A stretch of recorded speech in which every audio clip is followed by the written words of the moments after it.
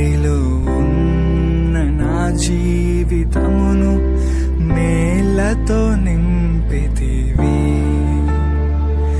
ఒక కీడైన దరి చేరక నన్ను తండ్రిగా కాచావ స్తోత్రం. ఒక కీడైన దరి చేరక నన్ను తండ్రిగా కాచావ స్తోత్రం.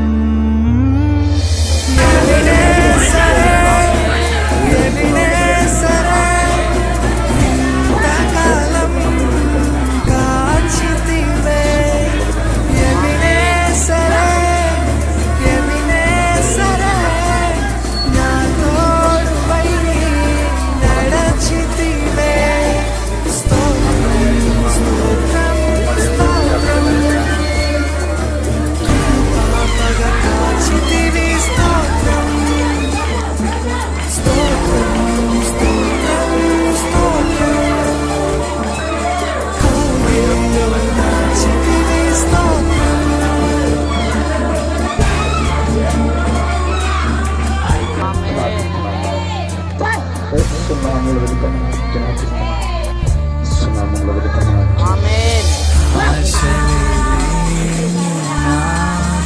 బ్రతుకును నీ కృపతో ఆశలేని నాదు బ్రతుకును నీ కృపతో నింపితివి. నీవు చూపిన ప్రేమను పాడగా పదములు సరిపోవు తండ్రి.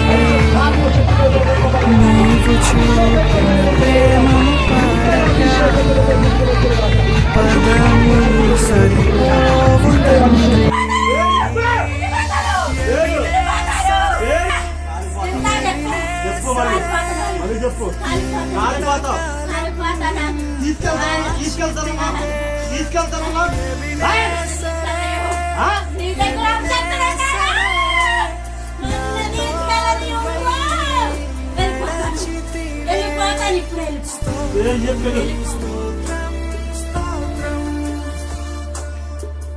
పాపగా కాచితివి. స్తోత్రం స్తోత్రం స్తోత్రం స్తోత్రం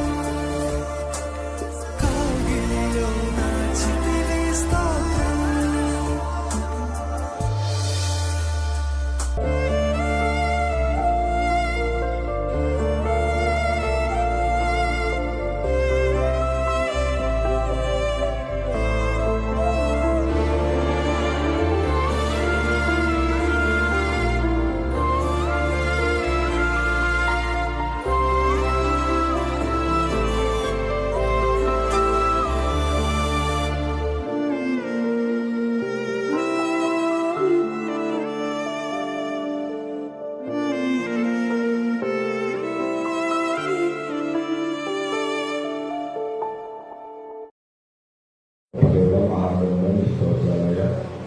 నిలవబడి నేను కేవలం నిష్ప్రయోజకులను నన్ను మరుగుపరిచి మీరు మాట్లాడి ఈ ప్రజలైన వారితో ఈ వర్తమానాన్ని మీరు అందించాలనుకున్నారు.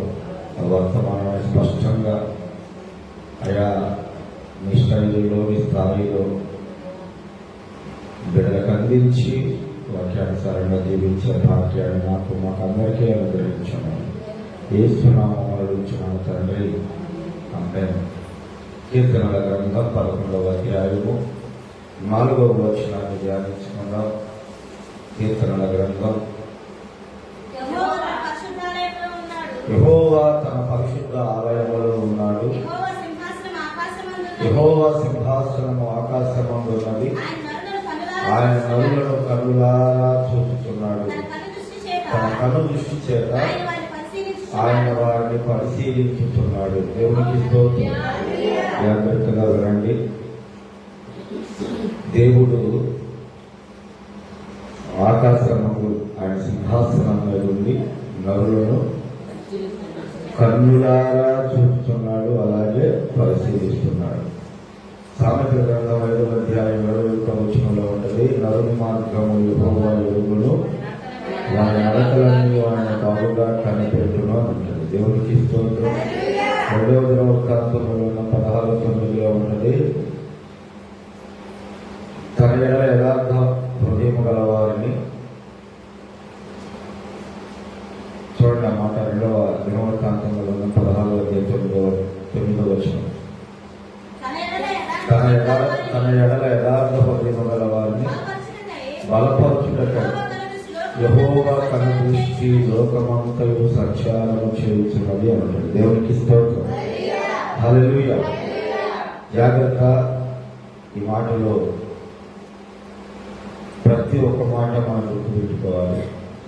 ప్రభు చూస్తున్నాడు, ప్రభు వింటున్నాడు, ప్రభు ఆలకిస్తున్నాడు అన్న ఆలోచన ప్రతి ఒక్క క్రైస్తవుడికి, విశ్వాసికి ఉండాలి. అలా కాకుండా చాలా మంది వాళ్ళ ఉద్దేశపూర్వకంగా భక్తి చేసుకున్న వాళ్ళు ఉన్నారు.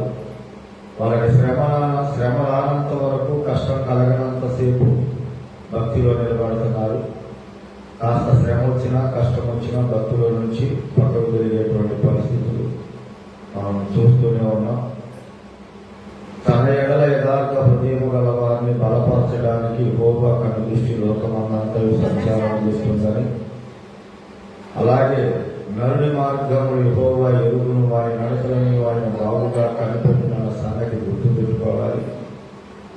అలాగే 101వ కీర్తన 6వ వచనంలో ఉంటుంది, దేశంలో నమ్మకస్తులైన వారిని ఆయన కనిపెడుతున్నాడు అని ఉంటుంది. ఈరోజు నువ్వు దీవించబడాలన్నా, నువ్వు ఆశీర్వదించబడాలన్నా, అలాగే దేవుని రాజ్యానికి నువ్వు చేరాలన్నా, ఆయన జీవగ్రంథంలో నీ పేరు ఉండాలన్నా, మొదటిగా యథార్థత ఉండాలి, పరిశుద్ధత ఉండాలి. అప్పుడే దేవుని దృష్టిలో నువ్వు వాడతావు. అరాపరా భక్తి చేసేవాళ్ళు సమయము మన దాకా కష్టం రానంతసేపు నిలబడేవాళ్ళని ఆయన పెద్దగా పట్టించుకొని ఈ విషయాలు గుర్తుపెట్టుకోవాలి. ఈ ప్రపంచంలో నీకు ఎన్ని ఉన్నా, మనకు ఆస్తులున్నా, అంతస్తులున్నా, పదవులున్నా, చదువులున్నా, ఉద్యోగాలున్నా, వ్యాపారాలున్నా, ఇవేవి నీతో రావు, ఇవేవి నిన్ను బ్రతికించలేదు. అలాగ బ్రతికించేవి అనుకుంటే చేతి కర్రతో వెళ్ళి యాకోబు 4 భార్యలతో 11 మంది బిడ్డలతో, గొర్రెలు, బర్రెలు, గాడిదలు, ఒంటెలు, ఇంత ఆస్తితో ఉండి కూడా తెల్లవారులు దేవునితో పెరుగులాడి నన్ను దీవించయ్యా, నన్ను ఆశీర్వదించయ్యా అని అడగాల్సిన పని లేదు. ఎందుకు అడిగాడంటావు? ఎంత ఆస్తి ఉంచుకొని కూడా నిజమైన ఆశీర్వాదం అది కాదు. అదంతా ఆయన పేరుకు సంబంధించినటువంటిదే. అంటే యాకోబు అంటే మోసగాడు కదా, ఆ ఆస్తి అంతా కూడా లోకంలో మోసమే. ఎప్పుడైతే ఆయన నన్ను ఆశీర్వదించయ్యా అని ప్రభు పాదాలు పట్టుకొని ఏడ్చాడో, నిజమైన ఆశీర్వాదం దేవుడు ఆయనకు అప్పుడు ఇచ్చాడు. ఇక వేళ నీ పేరు యాకోబు అనబడదు, ఇశ్రాయేలు అనబడిద్దని చెప్పాడు. అది ఎంత గొప్ప భాగ్యం అంటే మనము ఊహకు కూడా అందదు. ఒక వీధికి ఒకళ్ళ పేరు ఉండొచ్చు, ఒక పేటకు ఒకళ్ళ పేరు ఉండొచ్చు, ఒకళ్ళ ఊరికి ఒక పేరు ఉండొచ్చు, కానీ ఒక దేశానికే ఇశ్రాయేలు పేరు పెట్టేశాడు దేవుడు. దేవునికి స్తోత్రం. ఒక దేశానికి ఆయన పేరు పెట్టేశాడు, ఒక సంతతికే ఆయన పేరు పెట్టేశాడు. ఇశ్రాయేలీల ప్రజలు, ఇశ్రాయేలు సంతానము, ఇశ్రాయేలు దేశము. ఈ దీవెన ఎన్నటికీ పోనిది, తరగని. హల్లెలూయా. నువ్వు కష్టపడి నువ్వు సంపాదించిన ఆస్తి తరిగిపోతే నీకు అక్కడికి రాదు. అర్థం చేసుకోండి. ఈరోజు నీ మీద ఆయన కనుదృష్టి ఉంది. నిన్ను ఆయన పరిశీలిస్తున్నాడు. నిన్ను ఆయన సింహాసనం మీద కన్నులారా చూస్తున్నాడు. చెప్తున్నప్పుడు నీలో ఉన్నటువంటి నమ్మకత్వాన్ని బట్టి ఆయన నిన్ను గొప్ప చేస్తాడు, నిన్ను ఆశీర్వదిస్తాడు. చూడండి, ఒక మాట నేను మీకు చూపిస్తాను. లోకాసు వార్త 22వ అధ్యాయం 42వ వచనం.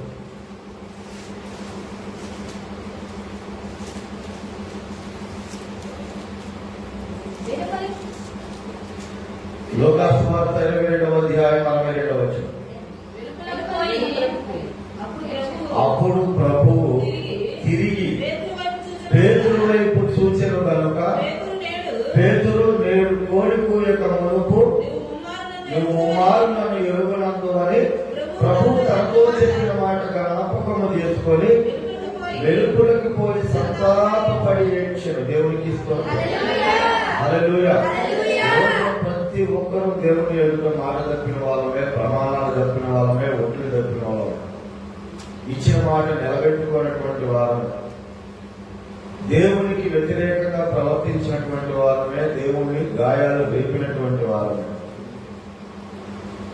అదే పరిస్థితుల్లో ఇక్కడ పేతురు కూడా ఉన్నాడు. యేసుక్రీస్తు ప్రభు వారిని అప్పగించబడేటప్పుడు కానీ, ఆయనతో ఉన్నప్పుడు కానీ,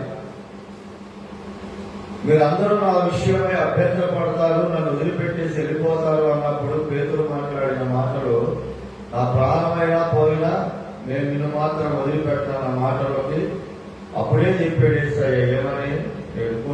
కోడి కూయక ముందే 3 సార్లు జరుగునని చెబుతావయ్యా. ఆ మాటకు ఆయన నా ప్రాణం పోయినా నేను ఆ మాట చెప్పనన్నాడు. కానీ యేసుక్రీస్తు ప్రభు వారిని సైనికులు తీసుకెళ్తున్నప్పుడు దూరంగా ఆయన వెంబడిస్తూ అక్కడ ఉన్నటువంటి వ్యక్తులు కానీ, చిన్న పిల్ల కానీ, నువ్వు కూడా ఆయనతో పాటు ఉన్నవాడివి అన్నప్పుడు, ఓ అమ్మాయి నేను ఎరుగని చెప్పి ఒట్లు పెట్టుకున్నాడు.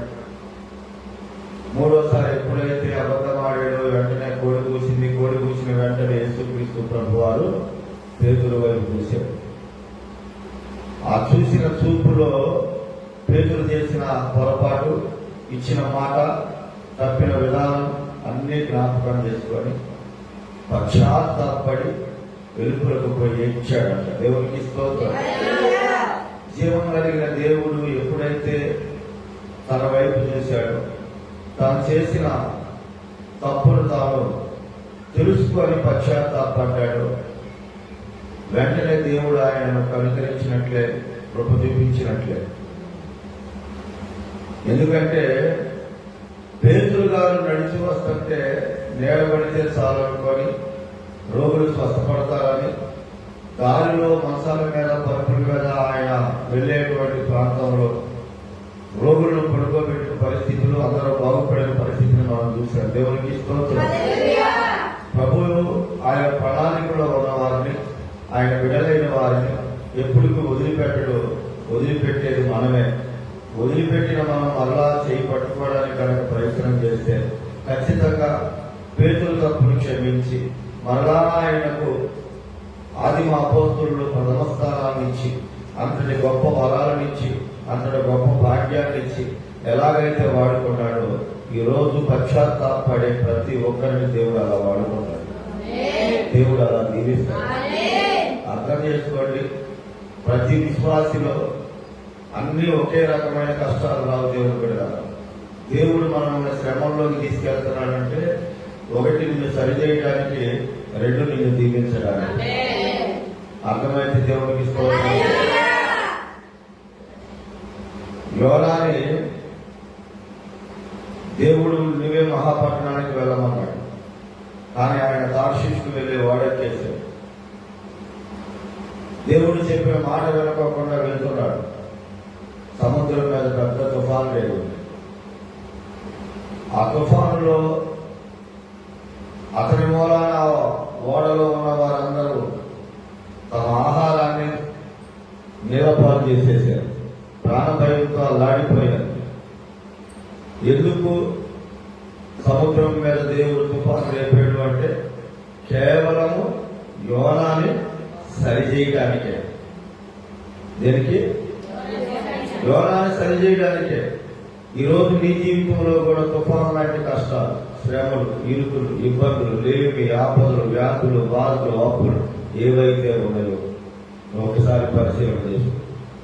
దేవుని మాట అనుకోకుండా ఎక్కడ దాటిపోయావు, దేవునికి వ్యతిరేకమైన పనులు ఎక్కడ చేశాము, మనం కనుక వాటిని పరిశీలించుకొని మరలా దేవుడు చెప్పినట్లుగా మనం నడవగలిగితే, యోనా ఎలాగైతే తన తప్పులు తెలుసుకొని మరలా నీవే మహాపట్టణానికి వెళ్ళి సువార్తను ప్రకటించి దేవునికి దగ్గరయ్యాడు, దేవుని దాసుడుగా ప్రవక్తగా పిలువబడ్డాడు, అలాగ మరలా దేవుడు నీకు నీ మొదటి స్థానాన్ని ఇచ్చి ఖచ్చితంగా మరలా దేవుడు నిన్ను బలపరిచి నిన్ను ఆశీర్వదిస్తాడు.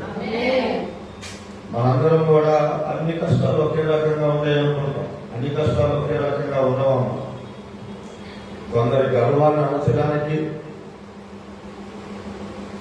కొందరికి బుద్ధి చెప్పడానికి, అలాగే కొందరిని ఆశీర్వదించడానికి.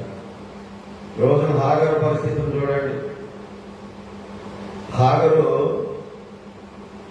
మంచినీళ్లు లేక, పిల్లోడు ఏడు పెనలేక దూరంగా పడేసి ఏడుస్తున్న సమయంలో దేవుడు ఆమెను చూసి ఆమెను దర్శించి నీటి ఓటను ఆమెకు కనబడేలాగా చేసి, భయపడవద్దు, నిన్ను నీ బిడ్డలు నేను దీవిస్తానని చెప్పి వెళ్ళు, నీ యజమానుల దగ్గరికి వెళ్ళి అణిగి మణిగి ఉండు అంటాడు. దేవునికి ఇష్టం ఏమంటాడు?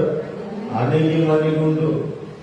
ఒకప్పుడు ఆమె అంటుంది, తన యజమానురాలు తన స్థానాన్ని ఆమెకి ఇస్తే ఆమె ద్వారా బిడ్డలను కనాలని, వాళ్ళ ద్వారా వారసత్వాన్ని నిలుపుకోవాలని ఆమె హృదయం కలిగి ఉండి తన భర్తను ఆమెకి ఇస్తే బిడ్డలు కన్నా తర్వాత ఆమె పరిస్థితి ఎలా మారిపోయింది? శారమ్మ యజమానురాలు ఆమె దృష్టికి నీచురాలుగా కనపడింది. ఈ రోజున దేవుని బిడ్డలారా అవకాశం ఇచ్చినటువంటి వారిని, అలాగే నిన్ను బ్రతికించి నిన్ను నడిపిస్తున్న, నిన్ను కాపాడుతున్న దేవుడిని కూడా మనం మర్చిపోయి గర్వంగా తిరుగుతున్నాం. ఒక ప్రార్థన లేదు, ఒక ఉపవాసం లేదు, జీవం కలిగిన దేవుని మీద మనసు లేదు, ఆయన కార్యాల పట్ల, ఆయన పనుల పట్ల అసలు లెక్కలేనితనంగా ఉంటున్నాం మనం. నువ్వు జీవం కలిగిన దేవుని దృష్టికి ఎప్పుడు కూడా దీనత్వం కలిగి ఉండాలమ్మా, దీనులై ఉండాలి, తగ్గించుకొని ఉండాలి, ఆశ కలిగి ఉండాలి, పరుగులెత్తుండాలి. ఈరోజు నేను పిల్లల ముందు పొగడొచ్చో లేదో తెలియదు కానీ యశ్వంత్ వల్లనే యశ్వంత్ కుటుంబం కట్టబడింది. ఇది నేను చెప్పగలుగుతాను. వాళ్ళ కుటుంబం మరి ఏ విషయమై వాళ్ళు దూరంగా ఉన్నారో తెలియదు. మొదటిగా ఆగిపోయిన తర్వాత కాలు పెట్టి దాపెట్టారు. మీరు గమనించారో లేదో, నేను వాక్యంలో చెప్పాను ఒక మాట. ఈరోజు నేను మందిరంలో ఒక విషయాన్ని గమనించాను అని. ఏం కష్టాలు ఉన్నాయని కన్నీరు కాలుస్తున్నాడో నాకు అర్థం కాదు. అరగంట సేపు మోకాళ్ళ మీదే ఉంటున్నాడు. మీరు గమనిస్తున్నారో లేదో? ఖచ్చితంగా ఆ బిడ్డ నమ్మకత్వాన్ని బట్టి దేవుడు ఆ బిడ్డను దీవిస్తాడు. వాళ్ళ వంశంలోనే గొప్ప చేస్తారు. ఎందుకంటే ప్రభువు మీద ఆధారపడేవాళ్ళు, ప్రభువుని వెంబడించేవాళ్ళు అసామాన్యమైనటువంటి వ్యక్తులుగా చేసేస్తాడు దేవుడు. పిరికివాడైన పేతురు ప్రాణాలకు తెగించి నిలబడ్డాడు సేవకి. ఆయనతో పాటు వాళ్ళ వాడే అంటే ఎక్కడ ఆయన కూడా కొడతారో, ఎక్కడ ఆయన కూడా చెరసాల పాలు చేస్తారని భయపడిన వాడు యేసుక్రీస్తు ప్రభువారిలాగా సిలువేస్తానంటే నేను ఆయన అంత గొప్పవాడిని కదయ్యా, నన్ను తల్లకిందులుగా సిలువేయండి అని సిలువేయించుకున్నటువంటి గొప్ప ధైర్య సాహసాలతో కూడినటువంటి భక్తిలోకి వచ్చేసాడు. అలాగే ఆయన ప్రార్థన చేస్తే అద్భుతాలు దేవుడు జరిగించాడు. ఒక ప్రసంగానికి 3,000 మంది, ఒక ప్రసంగానికి 5,000 మంది. అసలు ఈ రోజుకి ఆదిమ అపోస్తులు అంటే మొట్టమొదటిగా గుర్తొచ్చేది పేతురే. ఇప్పుడు ఈ సంఘం కట్టబడింది కూడా పేతురు అనే బండ మీద. దేవుడికి స్తోత్రం, హల్లెలూయా. అర్థం చేసుకోండి. ఈరోజు వాక్యాన్ని దేవుని బిడ్డలారా మీరు చాలా జాగ్రత్తగా, మీ బిడ్డలలో అలాంటి విశ్వాసం ఉందా? చిన్న బిడ్డ ఏం కష్టాలు ఉన్నాయని కన్నీరు గారుస్తున్నాడు చెప్పండి. మీకంటే బాధ్యతలు ఉన్నాయి, బాధలు ఉన్నాయి. ఆ బిడ్డకి ఏం బాధలు ఉన్నాయి, ఏం బాధ్యతలు ఉన్నాయి. అరగంట సేపు మోకాళ్ళ మీద ఉన్నాడంటే దేవుడు చూస్తాడా? దేవుడు ఆ బిడ్డను దీవించునుగా. దేవునితో మాట్లాడాడు. ఖచ్చితంగా ఆ బిడ్డకు పాట ఇవ్వాలి. ఆగానే మగపిల్లల్లో ఖచ్చితంగా ఆ బిడ్డ పరిచర్యలో ముందుకు తీసుకురావాలి. మా బిడ్డని వాక్యం చదివేటప్పుడు ప్రతి ఆదివారం ఆ బిడ్డ చేత చదివేదని చెప్పేసి నేను మాట్లాడాను.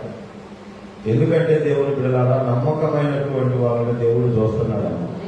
దేశములో నమ్మకస్తులైన వారిని ఆయన కనిపెడుతున్నాడు. దేశములో నిశ్చయముగా నీతిమంతులకు ఫలము కలుగుననియు నిశ్చయముగా న్యాయము తీర్చు దేవుడు లోకములో ఉన్నాడని మనుష్యులు ఒప్పుకుంటారు. ఎవరైతే ఆయన మీద ఆధారపడతారో ఆ ఆధారపడ్డ మనుషులైనటువంటి వారిని ఆయన ఆధారం చేసుకొని అందరి దృష్టిలో వాళ్ళని గొప్ప వాళ్ళని చేసి వాడుకుంటారు. దేవునికి స్తోత్రం. హల్లెలూయా. ఈరోజు నేను మీకు ఒక మాటను తేటగా తెలియపరుస్తా, జాగ్రత్తగా వినండి. 5 రొట్టెలు 2 చిన్న చేపలు మహా అయితే ఒక 10 మందికి పెడతానేమో కాస్త మొక్కల గురించి. కానీ యేసుక్రీస్తు ప్రభు వారు 5,000 మంది పురుషులు తినగా, ఇంకా స్త్రీలు పిల్లలు తినగా 12 గంపలు ఎత్తేటువంటి అద్భుతాన్ని దేవుడు జరిగించాడు. ఎవరి కన్నుల ముందు? శిష్యుల కన్నుల ముందు. అయితే శిష్యుల కన్నుల ముందు అంత అద్భుతం జరిగిన తర్వాత శిష్యులను తొందర పెట్టి మీరు అక్కడికి వెళ్ళండి అని చెప్పిన తర్వాత యేసుక్రీస్తు ప్రభు వారు ఎక్కడికి వెళ్ళాడు? ప్రార్థన చేయడానికి వెళ్ళాడు, కొండెక్కాడు. అవునా? ఈ రోజున మన పరిస్థితి ఎలా ఉంటుందంటే, కష్టాలు ఉన్నంతసేపు, శ్రమలు ఉన్నంతసేపు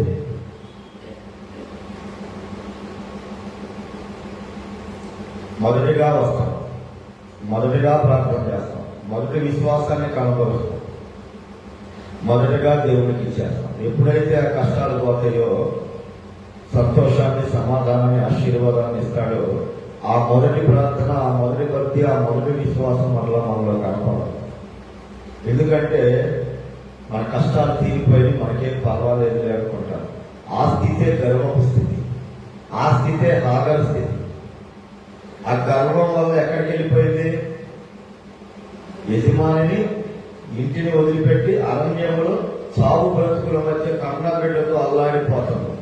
ఎప్పుడైనా సరే దేవుడు దీవించినాక, దేవుడు ఆశీర్వదించినాక, నీకు ఉద్యోగం ఇచ్చినాక, నీకు వ్యాపారం ఇచ్చినాక, నీకు పని కల్పించిన తర్వాత, నీ అప్పులు తీసేసినాక, నీ వ్యాధిని తగ్గించినాక, నువ్వు గనక కడుపు నిండిన తనంతో గనక ప్రవర్తించావు అంటే ఆయనకి ఎంతో సేపు పట్టదమ్మ అరణ్యంలోకి తీసుకెళ్ళిపోవడానికి, శూన్యంలోకి తీసుకెళ్ళిపోవడానికి. అలాంటి వారిని సరిచేయటానికే జీవం కలిగిన దేవుడు కొన్ని శ్రమలను మన జీవితాల్లో కూడా వదిలిపెడతాడు. ఆ శ్రమలను గ్రహించుకోవాలి.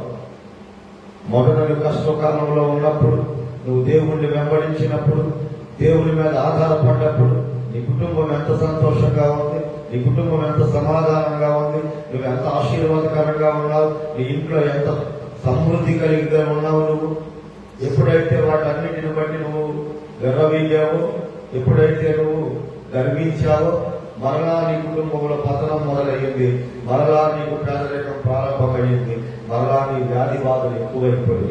గ్రహించుకోండి, జీవం కలిగిన దేవుడు నీ వ్యాధి బాధలను, నీ సమస్యలను, నీ పేదరికాన్ని తీసివేసి మరలా నిన్ను పోషించి నీకు ఉన్నతమైన స్థితిని ఇవ్వగలిగిన వాడు నేను ప్రకటించే నజరేయుడైన యేసు. అందుకోసమే కదా ఆయన సిలువలెక్కింది, అందుకోసమే కదా మనందరినీ ఆయన ధనవంతులుగా చేయాలని, ధనవంతుడై ఉన్నవాడు దరిద్రుడుగా వచ్చింది. అర్థం చేసుకోండి. ఈరోజు దేవుని వాక్యం, నువ్వే స్థితిలో ఉన్నావు, ఏ పరిస్థితిలో ఉన్నావు. ఇప్పుడు శిష్యులైన వారు ఒక ఆత్మీయ పాఠాన్ని దేవుడు నేర్పాడు వాళ్ళకి, కానీ వాళ్ళకి ఆ గ్రహింపు రాలా. ఏ గ్రహింపు రాలా? ఆత్మీయ గ్రహింపు రాలా. ఎలాగా? ఎల్లమంది ఆయనే, అక్కడికి వెళ్ళండి అయ్యా అని చెప్పింది ఆయనే. పడవెక్కారు శిష్యులు, బయలుదేరి వెళ్ళేపాటికి మధ్యలో పెద్ద తుఫాను రేగింది. ఆ తుఫాను రేగినప్పుడు వీళ్ళు కలవరపడిపోతున్నారు, వీళ్ళు భయపడిపోతున్నారు. దేవుడు ఉన్నాడా లేడా అన్న పరిస్థితి, యేసయ్య చూస్తున్నాడో లేదో అన్న పరిస్థితి. కానీ పంపించిన వాడు, వెళ్ళమన్న వాడు చూస్తూనే ఉంటాడమ్మా. చూడండి, ఆ మాట నేను మీకు చూపిస్తాను.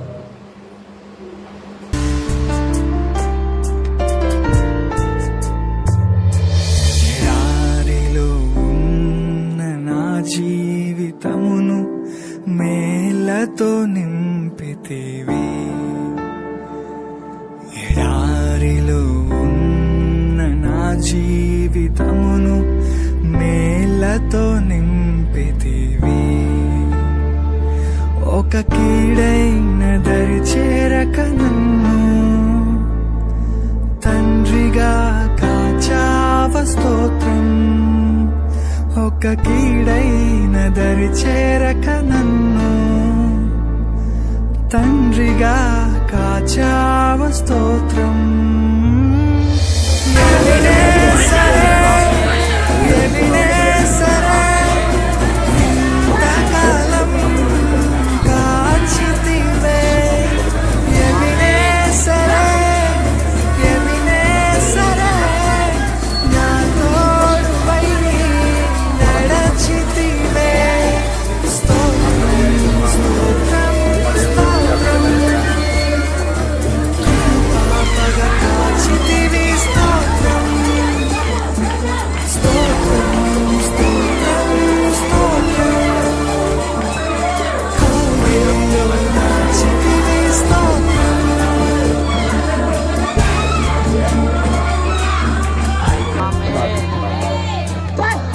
సున్నాముల వెనుకమని జ్ఞాపిస్తున్నాను. సున్నాముల వెనుకమని ఆశలేని నాదు బ్రతుకును నీ కృపతో నింపితివి. ఏ ఆశలేని నాదు బ్రతుకును నీ కృపతో నింపితివి. నీవు చూపిన ప్రేమను పాడగా పదములు సరిపోవు తండ్రి. నీవు చూపిన ప్రేమను పాడగా పదములు సరిపోవు తండ్రి.